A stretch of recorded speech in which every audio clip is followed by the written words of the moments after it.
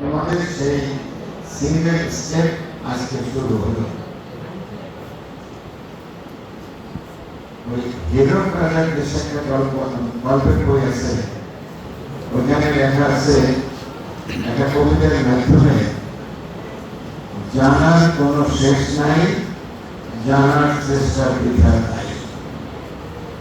তো শেষের পংক্তিটা আমাদের জন্য প্রযোজ্য না, প্রথমটা প্রযোজ্য, জানার কোনো শেষ নাই। একটা অদ্ভুত পৃথিবী, sky is the limit।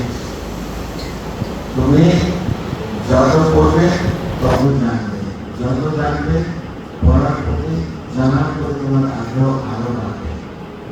লেখাপড়াটা বিশেষ করে যারা ব্রিলিয়েন্ট স্টুডেন্ট, ওদের জন্য একটা নেশার মতো।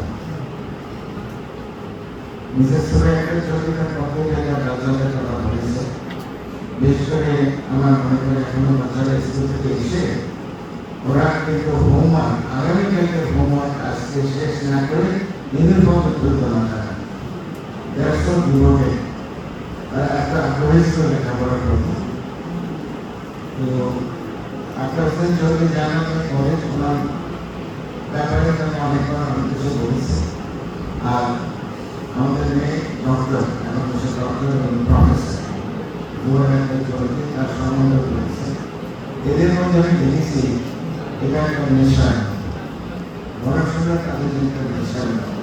ওরা পড়াশোনা ছাড়াও গল্পের বই পড়া, বিভিন্ন সাবজেক্টের বই পড়া, এটাও একটা নেশার।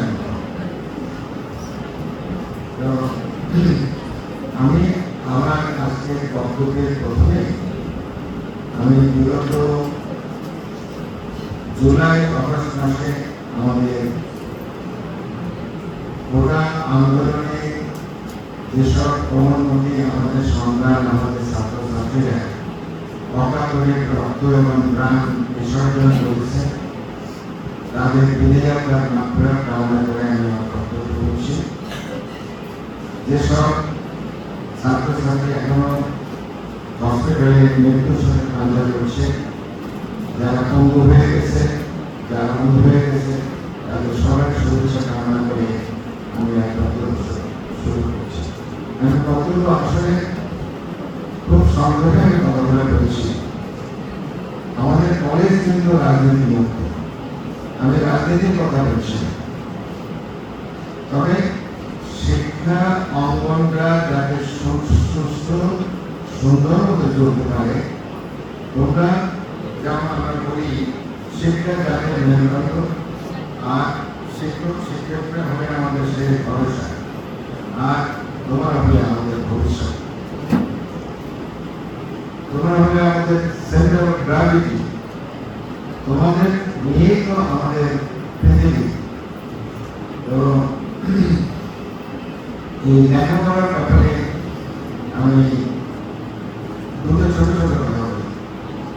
একটা হলো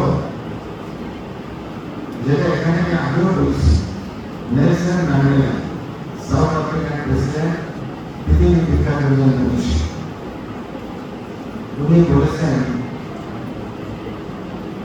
সাউথ আফ্রিকার রাজধানী হল প্রিটোরিয়া। প্রিটোরিয়া ইউনিভার্সিটির সামনে হিউজ গেটের উপরে লেখা আছে, if you want to destroy a nation, you only bomb the rockets, you destroy the education। অর্থাৎ তুমি জাতিকে ধ্বংস করতে চাও, সেটা যেন বোমা এবং রকেট দরকার নাই, তুমি তাদের শিক্ষা ধ্বংস করো। এখন বুঝতে পারো একটা জাতির ভবিষ্যৎ কতখানি শিক্ষার উপরে, তোমাদের উপরে, আমাদের স্বার্থের উপরে, সিস্টেমের উপরে নির্ভর করে। আমার মনে আছে 1971 একাত্তরে যখন আমরা স্বাধীন হলাম পাকিস্তান থেকে, তখন সরকার সর্বস্তরে বাংলা বলছে, ইংরেজি একেবারে ভেনিশ করেছে। তখন আমরা দেখলাম যে পৃথিবীর সব দেশে, সেই দেশে মাতৃভাষা যাই থাকার না থাক, সব দেশে প্রচন্ড গতিতে তারা ইংরেজি শিখতেছে এবং শিখে গেছে। জাপানের মতো একটা কান্ট্রি যারা জাপানি ভাষা ছাড়া কিছু বলে না বোঝে না, তারা বলতো রেডিওতে টিভিতে ইংরেজি শিখে। রাশিয়ার মতো চায়নার মতো কান্ট্রি তারাও রেডিও টিভিতে ইংরেজি শেখে। এটা ইংলিশ জাতি বা ইংরেজি ভাষা এটা কথা যেভাবেই হোক এটা এখন ইন্টারন্যাশনাল ল্যাঙ্গুয়েজ হয়ে গেছে। It has become language of science. It has become language of aviation. It has become language of medicine. তো সেই জিনিসটাকে আমরা বাদ দিয়ে সামনে আমরা আমাদের শিক্ষাকে অনেক পিছনে করে ফেলেছি। যাই হোক, তারপরে আস্তে আস্তে বিভিন্ন জায়গায় ইংরেজি স্কুল গড়ে উঠতে শুরু করে, ইংরেজি কলেজ গড়ে উঠতে শুরু করে, ইংরেজি ইউনিভার্সিটি গড়ে উঠতে শুরু করলো এবং আমরা মোটামুটি একটা কাভার করার চেষ্টা করেছি, ম্যানেজ করার চেষ্টা করেছি। কিন্তু যেগুলো কারিগর সরকারের পক্ষ থেকে যতখানি প্রতিফলন পাওয়া যায়, সেইটার মধ্যে যে বাজেট দেওয়ার কথা সেখানে আমরা কিন্তু প্রচুর পরিমাণে সাফিসিয়েন্ট বাজেট পাইনি। তারপরে আমাদের শিক্ষক অ্যাডমিনিস্ট্রেশন সেসব জায়গায় আমরা মেধার মর্যাদা দিতে পারি। যে কারণে এই যে গত 2 মাসে যে আন্দোলন হলো, এটা কিন্তু মেধার জন্যই আন্দোলন হয়েছে। এটা কিন্তু এই বৈষম্যের জন্যই আন্দোলন হয়েছে। এই আন্দোলনটা কিভাবে হয়েছে, কি হয়েছে, তারপরে কি হয়েছে, কিভাবে সরকার হয়েছে, এগুলো পলিটিক্যাল কথা, এগুলো আমি তোমাদেরকে বলবো না। তো আমি আরেকটা কথায় চলে যাই, সেটা হলো এরিস্টটল ওনাসিস, ওনার নাম তোমরা পড়েছো, শুনেছো, richest industrialist and tycoon of Greece. উনি আরো বিখ্যাত হয়েছিলেন ওই প্রেসিডেন্ট কেনেডির বিধবা ওয়াইফ জ্যাকলিন কেনেডিকে বিয়ে করার জন্য। তো Aristotle ওনাসিস he was a person যে উনি কখনো ভুল করতেন না, উনি কখনো ভুল করতেন না, and he always used to have an alternate method for everything, alternate arrangement for everything. একবার একটা জাপানি ডেলিগেশন আসছে গ্রিসে ওনার কাছে। তো উনি যেহেতু একজন টাইকন ছিল, ওনার জাহাজে সমুদ্রে, ওনার জাহাজের সাথে উনি তাদের জন্য ডিনারের ব্যবস্থা করেছেন। উনি সাথে ডিনারের ব্যবস্থা করেছেন। তখন ওভার সেই টেবিলে সবাই বসা গল্প করতেছে। তখন জাপানি টেলিভিশনের হেড উনি ওই এরিস্টটল ওনাসিসকে বলেছিলেন যে mister ওনাসিস, we hear so much about you. You are a legendary person. Nothing goes wrong here. He said, yes, I am careful. I try to take actions accordingly.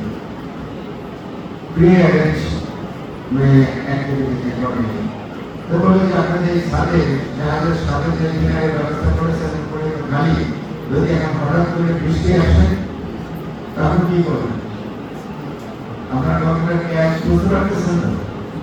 বলছে আপনি জাহাজের সাথে যে ডিনারের ব্যবস্থা করেছেন উপরের আকাশ, যদি এখন হঠাৎ করে বৃষ্টি আসে তো এটার জন্য আপনি কি অল্টারনেট অ্যারেঞ্জমেন্ট করেছেন?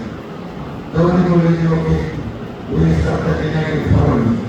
তখন জাহাজের সিঁড়ি দিয়ে নেমে ওই টেবিলের মধ্যে দিয়ে দেখে এক্স্যাক্টলি সেম সাইজের টেবিল, সেই কয়টা প্লেট লাগানো এবং যার যেখানে নাম লেখা ওখানেও লেখা আছে। তো তারা ওই টেবিলগুলোতে বসার পরে উপরে নেক্সট কোর্সে যে খাবার আসার কথা ছিল সেই খাবারই এখানে আছে। তো এই গল্পটা হলো এই জন্য আমি কিন্তু বারবার আপনাদেরকে বলি, rehearsal. Before you do anything, you must rehearse. আজকে বড় কাজ, ছোট কাজ, সারা করুন, বাচ্চারা করুন, সারা বাচ্চারা বিয়ে করুন, রিহার্সাল। এই যে আমরা ছোট জিনিস যদিও ছোট আমাদের পড়ে নেই, আমরা যখন আসছি তখন তো ইলেকট্রিসিটি ছিল না। আমরা এমন একটা দেশে বাস করি, এমন একটা এলাকায় যেখানে 24 ঘন্টা ইলেকট্রিসিটি কিন্তু বেশি হয় না, ইলেকট্রিসিটি না থাকতে পারে। আমি কাউকে প্রশ্ন করছি না, আমি শুধু বলছি যে ইলেকট্রিসিটি না থাকে তাহলে আমাদের কি করবো, আমরা সেটাকে আমরা প্ল্যান করেছিলাম, সম্ভবত আমরা করিনি। দ্বিতীয়ত, এখানে আমরা যে মার্কেটগুলো ব্যবহার করতেছি এগুলো কাজ করবে। আপনারা দেখেছেন হ্যান্ডব্যাগ আছে, এখানে একটা অন্তত কাজ করে না, দেখেছেন? কাজে এই অনুষ্ঠান শুরু করার আগে কিন্তু আমরা চেক করি না এগুলা কাজ করে কি করে না। খুব অত্যন্ত সামান্য জিনিস, অত্যন্ত সূক্ষ্ম জিনিস, কিন্তু we have to be careful with all this. যাই হোক, আমি শুধু খুশি হয়েছি যে গত দুইবারে আমাদের কলেজ স্থানীয়ভাবে ফার্স্ট হয়েছে এবং 5টা স্কলারশিপের মধ্যে 4টি আমরা পেয়েছি। আমি স্যারদেরকে আন্তরিক ধন্যবাদ দিচ্ছি তাদের কঠিন পরিশ্রমের জন্য। আমি তোমাদেরকে ধন্যবাদ দিচ্ছি তোমাদের আন্তরিকভাবে কাজ করার জন্য, এবং এর সাথে সাথে তোমাদের প্যারেন্টসকেও আমরা ধন্যবাদ দিচ্ছি। আর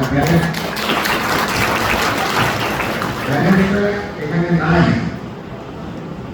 তারপরেও তোমাদের মাধ্যমে তাদেরকে বলবে যে আমাদের পড়াশোনার জন্য আমি 8 আওয়ার্স আমার স্যাররা দায়িত্ব পালন করে, বাকি 16 ঘন্টা কিন্তু আমরা বাপ মায়ের সঙ্গে থাকি। কাজে স্যারদের যে দায়িত্ব তার চেয়ে বেশি দায়িত্ব কিন্তু পাবো না।